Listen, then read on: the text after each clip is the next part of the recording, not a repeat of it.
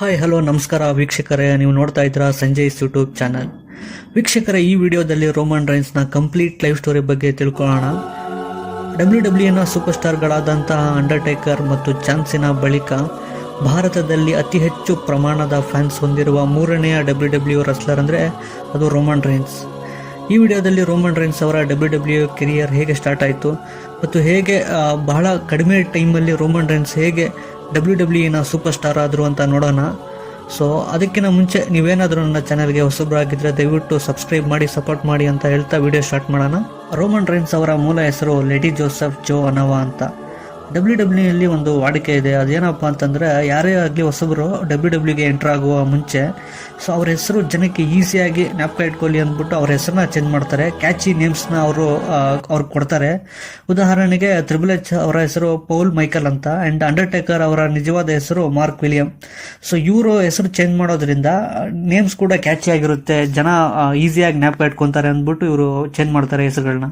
Roman Reigns ಅವರು ಒಂದು ದೊಡ್ಡ ರೆಸ್ಲಿಂಗ್ ಕುಟುಂಬಕ್ಕೆ ಸೇರಿದವರಾಗಿರುತ್ತಾರೆ. ಆ್ಯಂಡ್ ಇವರ ಫ್ಯಾಮಿಲಿಯ ಹೆಸರು ಅನವಾ ಅಂತ. ರೋಮನ್ ರೈನ್ಸ್ ಅವರ ತಂದೆಯ ಹೆಸರು ಸಿಕಾ. ಇವರು ಕೂಡ WWE ದೊಡ್ಡ ಫೇಮಸ್ ರೆಸ್ಲರ್ ಆಗಿರ್ತಾರೆ. ಇವ್ರಿಗೆ WWE ಖ್ಯಾತ ಪ್ರಶಸ್ತಿಯಾದಂಥ ಹಾಲ್ ಆಫ್ ಫೇಮ್ ಕೂಡ 2007ರಲ್ಲಿ ಸಿಕ್ಕಿರುತ್ತೆ. WWE ಅನೇಕ ಫೇಮಸ್ ರೆಸ್ಲರ್ಸ್ ಹಾಗೂ ಮಾಜಿ ರೆಸ್ಲರ್ಸ್ ಇವರ ಕುಟುಂಬಕ್ಕೆ ಬಹಳ ಹತ್ತಿರವಾದ ಸಂಬಂಧಿಗಳೇ ಆಗಬೇಕು. ಉದಾಹರಣೆಗೆ WWE ಸ್ಟಾರ್ಗಳಾದಂತಹ ಉಮಾಗಾ, ರಿಕೇಶಿ, ಯುಕೋಜಾನಾ, ದಿ ಟಾಂಗಾ ಕಿಡ್ ಮತ್ತು ಇತ್ತೀಚೆಗೆ ಈಗ ಫೇಮಸ್ ಆಗ್ತಾ ಇರುವಂತಹ ದಿ ಉಸೋ ಬ್ರದರ್ಸ್ ಕೂಡ ಇವರ ಸಂಬಂಧಿಯೇ ಆಗಬೇಕು. ಅಷ್ಟೇ ಯಾಕೆ WWE ಹಾಗೂ ಹಾಲಿವುಡ್ನ ಫೇಮಸ್ ಆಕ್ಟರ್ ಆದಂತಹ ರಾಕ್ ಕೂಡ ಇವರ ಕುಟುಂಬದವರೇ ಆಗಿರ್ತಾರೆ. ಈ ಫ್ಯಾಮಿಲಿಯಲ್ಲಿ ಎಷ್ಟು ಜನ WWE ರೆಸ್ಲರ್ಸ್ ಇದ್ರೂ ಕೂಡ ಅವ್ರ ತಂದೆಗೆ ರೋಮನ್ ರೈನ್ಸ್ ಕೂಡ ಅವ್ರ ಥರನೇ ದೊಡ್ಡ WWE ರೆಸ್ಲರ್ ಆಗಬೇಕಂತ ತುಂಬ ಆಸೆ ಇರುತ್ತೆ. ಆದರೆ ರೋಮನ್ಗೆ ಚಿಕ್ಕ ವಯಸ್ಸಿನಿಂದ ಫುಟ್ಬಾಲ್ ಆಡೋದು ಅಂದರೆ ತುಂಬ ಇಷ್ಟ. 2006ರಿಂದ ಕಂಟಿನ್ಯೂಸ್ ಆಗಿ 3 ವರ್ಷ ಅವ್ರ ಕಾಲೇಜಿನಲ್ಲಿ ಫುಟ್ಬಾಲ್ ಆಡ್ತಾ ಇದ್ರು. ಇವ್ರು ಎಷ್ಟು ಚೆನ್ನಾಗಿ ಆಡ್ತಾ ಇದ್ರು ಅಂದರೆ ಅವ್ರ ಟೀಮ್ ಅವರನ್ನೇ ಕ್ಯಾಪ್ಟನ್ ಮಾಡಿಬಿಡ್ತಾರೆ, ರೋಮನ್ ರೈನ್ಸ್ನೇ ಕ್ಯಾಪ್ಟನ್ ಮಾಡಿಬಿಡ್ತಾರೆ. ಸೊ ಇದೇ ಟೈಮಲ್ಲಿ WWE ಮುಖ್ಯಸ್ಥರಾದ ವಿನ್ಸ್ ಮೆಕ್ಮನ್ ಇವ್ರನ್ನ ಕಾಂಟ್ಯಾಕ್ಟ್ ಮಾಡ್ತಾನೆ ಇರ್ತಾರೆ WWEಗೆ ಜಾಯ್ನ್ ಆಗು ಅಂದ್ಬಿಟ್ಟು. ಆದರೆ ರೋಮನ್ ರೈನ್ಸ್ ಪದೇ ಪದೇ ಆ ಆಫರ್ನ ನಿರಾಕರಿಸ್ತಾ ಇರ್ತಾರೆ. ಆದರೆ ನವೆಂಬರ್ 10, 2008ರಲ್ಲಿ ರೋಮನ್ ರೈನ್ಸ್ ಫುಟ್ಬಾಲ್ನಿಂದ ರಿಟೈರ್ ಆಗ್ತಾರೆ. ಸೊ ಇದಾದಮೇಲೆ ಫೈನಲಿ ರೋಮನ್ ರೈನ್ಸ್ 2010ರಲ್ಲಿ WWE ಡೆವಲಪ್ಮೆಂಟ್ ಕಾಂಟ್ರಾಕ್ಟ್ಗೆ ಸೈನ್ ಮಾಡ್ತಾರೆ. ಸೊ ಇವ್ರನ್ನ ಟ್ರೈನ್ ಮಾಡೋಕ್ಕೆ ಫ್ಲೋರಿಡಾ ಚಾಂಪಿಯನ್ಶಿಪ್ ರೆಸ್ಲಿಂಗ್ಗೆ ಕಳಿಸ್ತಾರೆ, FCW. ಈ FCW ಅಂತಂದರೆ WWE ರೆಸ್ಲಿಂಗ್ ಮೇನ್ ಇವೆಂಟ್ಗಳಾದಂತಹ ರಾ ಮತ್ತು ಸ್ಮ್ಯಾಕ್ ಡೌನ್ಗೆ ಕಳಿಸೋಕ್ಕಿಂತ ಮುಂಚೆ ಸೊ ಇವ್ರನ್ನ ಟ್ರೈನ್ ಮಾಡ್ತಾರೆ. ಸೊ ಈ ಟ್ರೈನ್ ಮಾಡೋ ವೇದಿಕೆನ FCW ಅಂತ ಕರೀತಾರೆ ಅವರು. ಸೊ ಇವಾಗ NXT ಇದೆ, NXTಕ್ಕಿಂತ ಮುಂಚೆ FCW ಇತ್ತು WWEನಲ್ಲಿ. ಸೆಪ್ಟೆಂಬರ್ 9, 2010ರಂದು ರೋಮನ್ ರೈನ್ಸ್ ಅವರ ಡೆಬ್ಯೂ ಆಗುತ್ತೆ. ಆಗ ಅವ್ರನ್ನ ರೋಮನ್ ಲೀಕಿ ಅಂತಾನೆ ಕರಿತಾ ಇದ್ರು. ಇವ್ರನ್ನ ಕಾಮೆಂಟೇಟರ್ಸ್ ಜಾಸ್ತಿ ಲೀಕಿ ಅಂತ ಕರಿತಾ ಇದ್ರು. ಇವರ ಫಸ್ಟ್ ಮ್ಯಾಚ್ನಲ್ಲಿ ರಿಚಿ ಸ್ಟೀಮ್ ಬೋಟ್ಸ್ ವಿರುದ್ಧ ರೋಮನ್ ರೈನ್ಸ್ ಸೋಲ್ತಾರೆ. ರೋಮನ್ ರೈನ್ಸ್ FCWನಲ್ಲಿ ಫಾದರಾಕ್ ಮ್ಯಾನ್ ವಿರುದ್ಧ ಸೆಪ್ಟೆಂಬರ್ 21, 2010ರಲ್ಲಿ ತಮ್ಮ ಫಸ್ಟ್ ಮ್ಯಾಚ್ನ ಗೆಲ್ತಾರೆ. FCWನಲ್ಲಿ ಆರಂಭದಲ್ಲಿ ಜಾಸ್ತಿ ಟ್ಯಾಗ್ ಟೀಮ್ ಮ್ಯಾಚ್ಗಳನ್ನ ರೋಮನ್ ರೈನ್ಸ್ ಆಡ್ತಾ ಇದ್ರು. ಫೆಬ್ರವರಿ 5, 2011ರಲ್ಲಿ ಡೀನ್ ಆಂಬ್ರೋಸ್ ಮತ್ತು ಸೆತ್ ರಾಲಿನ್ಸ್ ವಿರುದ್ಧ ಟ್ರಿಬಲ್ ಥ್ರೆಟ್ ಮ್ಯಾಚ್ ಆಡ್ತಾರೆ ರೋಮನ್ ರೈನ್ಸ್. ಈ ಮ್ಯಾಚಲ್ಲಿ ರೋಮನ್ ರೈನ್ಸ್ ಗೆಲ್ತಾರೆ. ರೋಮನ್ ರೈನ್ಸ್ FCWನ ಟ್ಯಾಗ್ ಟೀಮ್ ಚಾಂಪಿಯನ್ ಕೂಡ ಆಗಿದ್ರು. ಸೊ ಅವರ ಟ್ಯಾಗ್ ಟೀಮ್ ಪಾರ್ಟ್ನರ್ ಅವರ ಹೆಸರು ಮೈಕಲ್ ಟ್ಯಾಂಗೋಲೋ. WWE 2012ರಲ್ಲಿ FCWನ NXT ಅಂತ ಹೆಸರನ್ನ ಚೇಂಜ್ ಮಾಡ್ತಾರೆ. ರೋಮನ್ ಲೀಕಿ ಅಂತ ಇರೋ ಹೆಸರನ್ನ ಕೂಡ ರೋಮನ್ ರೈನ್ಸ್ ಅಂತ ಹೆಸರನ್ನ ಚೇಂಜ್ ಮಾಡ್ತಾರೆ. ರೋಮನ್ ತಮ್ಮ NXT ಡೆಬ್ಯೂ ಮ್ಯಾಚಲ್ಲಿ CJ ಪಾರ್ಕರ್ ವಿರುದ್ಧ ಫಸ್ಟ್ ಮ್ಯಾಚ್ ಗೆಲ್ತಾರೆ. ರೋಮನ್ ಅವರು NXTಯಲ್ಲಿ ತಮ್ಮ ಲಾಸ್ಟ್ ಮ್ಯಾಚ್ನ ಡಿಸೆಂಬರ್ 5, 2012ರಂದು ಆಡ್ತಾರೆ.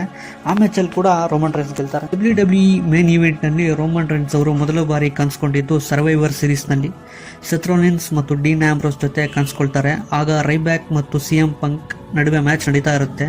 ಮ್ಯಾಚ್ ನಡೆಯೋ ಟೈಮಲ್ಲಿ ಸಡನ್ ಆಗಿ ಒಂದು ಮ್ಯೂಸಿಕ್ ಬರುತ್ತೆ. ಆದರೆ WWE ಎಂಟ್ರೆನ್ಸ್ ಮೂಲಕ ಯಾರು ಕೂಡ ಬರಲ್ಲ, ಯಾವುದೇ ರೆಸ್ಲರ್ ಕೂಡ ಬರಲ್ಲ. ನಾರ್ಮಲ್ ಆಗಿ ಯಾವುದೇ ಮ್ಯೂಸಿಕ್ ಬಂದರೂ WWE ಎಂಟ್ರೆನ್ಸ್ ಮೂಲಕ ರೆಸ್ಲರ್ಸ್ ಬರ್ತಾರೆ.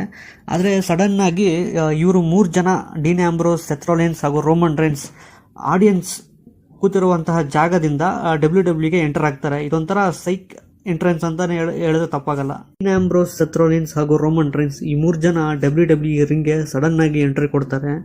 ರೈಬ್ಯಾಕ್ಗೆ ಚೆನ್ನಾಗಿ ಹೊಡಿತಾರೆ. ಅದಾದ್ಮೇಲೆ ಅವನ್ನ ಟೇಬಲ್ ಮೇಲೆ ಎತ್ತಾಕ್ತಾರೆ.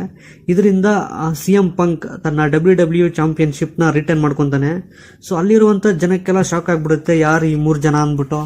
ಸೊ ಅದಾದ ಸರ್ವೈವರ್ ಸೀರೀಸ್ ಆದ ನೆಕ್ಸ್ಟ್ ದಿನ ರಾದಲ್ಲಿ ಅವ್ರನ್ನ ಇಂಟ್ರೊಡ್ಯೂಸ್ ಮಾಡ್ತಾರೆ. ಅವರ ಗ್ರೂಪ್ ಹೆಸರು ಶೀಲ್ಡ್ ಅಂತ ಜನಕ್ಕೆ ಹೇಳ್ತಾರೆ.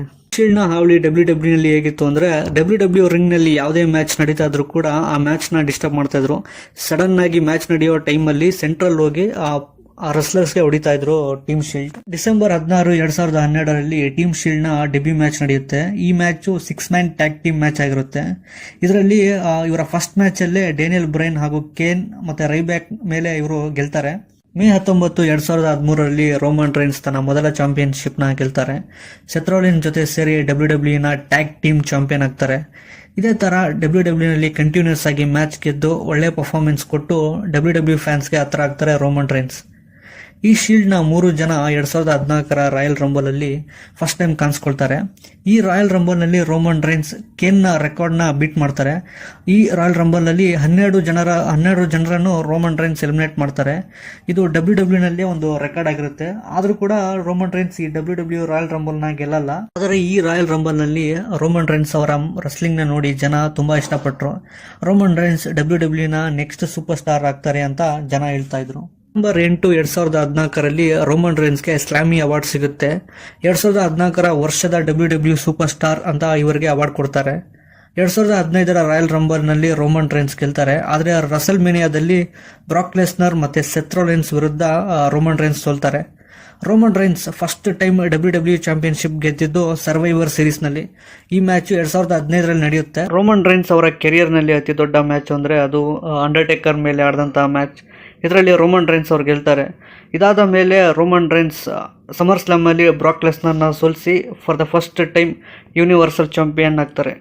ಅಮೆರಿಕಾದ ಒಂದು ಮ್ಯಾಗಝಿನ್ ನ ಪ್ರಕಾರ ರೋಮನ್ ರೈನ್ಸ್ ಅವರ ಡಬ್ಲ್ಯೂ ಸ್ಯಾಲರಿ $5,74,000 ಒಂದು ವರ್ಷಕ್ಕೆ, ಅಂದ್ರೆ $3,71,93,000. 2014ರಲ್ಲಿ ರೋಮನ್ ರೈನ್ಸ್ ಅವರಿಗೆ ಮದುವೆ ಆಗುತ್ತೆ.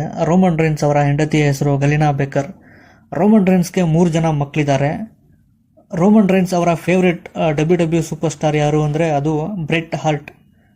ಅಂಡ್ ರೋಮನ್ ರೈನ್ಸ್ ಅವರ ಫೇವರೇಟ್ ಡಬ್ಲ್ಯೂ ಬೆಸ್ಟ್ ಫ್ರೆಂಡ್ ಯಾರಪ್ಪ ಅಂತಂದ್ರೆ ಅದು R-Truth. ಡಬ್ಲ್ಯೂ ಚಾಂಪಿಯನ್ ಆಗಿ ರೋಮನ್ ರೈನ್ಸ್ ಡಬ್ಲ್ಯೂ ಫ್ಯಾನ್ಸ್ಗೆ ಎಂಟರ್ಟೈನ್ಮೆಂಟ್ ಕೊಡ್ತಾನೆ ಇದ್ರು.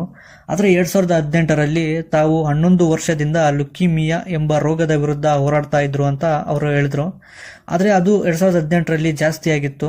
ಆದ್ದರಿಂದ ಸ್ವಲ್ಪ ದಿನ ಅವರು ಡಬ್ಲ್ಯೂ ಇಂದ ದೂರ ಉಳಿದ್ರು. ರೋಮನ್ ರೈನ್ಸ್ ಲುಕೀಮಿಯಾ ಎಂಬ ರೋಗದಿಂದ ರಿಕವರ್ ಆಗಿ ಫಿಲ್ಮ್ ಅಲ್ಲಿ ಕಾಣಿಸ್ಕೊಂಡ್ರು. ತಮ್ಮ ಕಸಿನ್ ಆದ ರಾಕ್ ಜೊತೆ ಒಂದು ಫಿಲ್ಮ್ ನಲ್ಲಿ ಆಕ್ಟ್ ಮಾಡಿದ್ರು ರೋಮನ್ ರೈನ್ಸ್ ಮತ್ತೆ ಡಬ್ಲ್ಯೂಗೆ ರಿಟರ್ನ್ ಆಗಿ ಮತ್ತೆ ಚಾಂಪಿಯನ್ ಆದ್ರು. ಸತತ 1316 ದಿನ ರೋಮನ್ ರೈನ್ಸ್ ಡಬ್ಲ್ಯೂ ಚಾಂಪಿಯನ್ ಆಗಿ ಒಂದು ಹಿಸ್ಟ್ರಿ ಕ್ರಿಯೇಟ್ ಮಾಡಿದ್ರು. ವೀಕ್ಷಕರೇ, ಇದಾಗಿತ್ತು W super star Roman Reigns ಅವರ ಲೈಫ್ ಸ್ಟೋರಿ. ಈ ವಿಡಿಯೋ ಇಷ್ಟ ಆಗಿದ್ರೆ ದಯವಿಟ್ಟು ಲೈಕ್ ಮಾಡಿ. ಅಂಡ್ ಇದೇ ರೀತಿಯಾದ ಇನ್ಫಾರ್ಮೇಟಿವ್ ಅಂಡ್ ಇಂಟ್ರೆಸ್ಟಿಂಗ್ ವಿಡಿಯೋಸ್ಗಾಗಿ ನನ್ನ ಚಾನಲ್ನ ಮರಿದಿರ ಸಬ್ಸ್ಕ್ರೈಬ್ ಮಾಡಿ. Thank you.